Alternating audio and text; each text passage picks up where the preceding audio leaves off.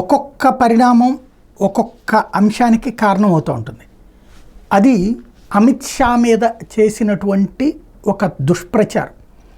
ఏదైతే అమిత్ షా మాట్లాడాడంట, ఆయన మాట్లాడిందే ముస్లిం రిజర్వేషన్లు తీసేస్తామంటే టోటల్ రిజర్వేషన్లు తీసేస్తారన్నటువంటి ప్రచారం చేయడం, దానికి ఏకంగా తెలంగాణ ముఖ్యమంత్రి రేవంత్ రెడ్డే కారణం కావడం, రేవంత్ రెడ్డి తర్వాత దాన్ని అది నా హ్యాండిలించి చేయలేదు అంటూ ఢిల్లీ పోలీసులు సమాచారం అందించడం.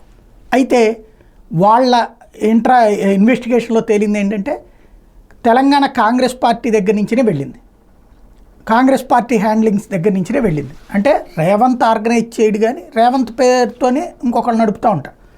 కాబట్టి ఇప్పుడు మళ్ళీ ఢిల్లీ పోలీసులు హైదరాబాద్ చేరుకుని వాళ్ళకి నోటీసులు, ఎవరైతే సైబర్ అంటే వాళ్ళకి సంబంధించినటువంటి ఈ ఐటీ సెల్ చూస్తారో వాళ్ళకి నోటీసులు. ఇప్పుడు అది కీలకమైనటువంటి పరిణామం కాబోతుంది. ఢిల్లీ పోలీసులు వదిలిపెట్టరు, అమిత్ షా టీం కూడా వదిలిపెట్టదు. అయితే ఏమైపోతుంది, ఉరితీసేయరు. కానీ సమస్య ఏంటంటే మధ్యలో రేవంత్ రెడ్డి బాగానే ఉంటాడు, అమిత్ షా బాగానే ఉంటాడు. ఇది చేసినటువంటి వాళ్ళు, ఆ టీంలో ఉన్నటువంటి సభ్యులు ఇప్పుడు పోలీస్ స్టేషన్లు, కోర్టులు చుట్టూ తిరుగుతూ ఉండాల్సి ఉంటుంది.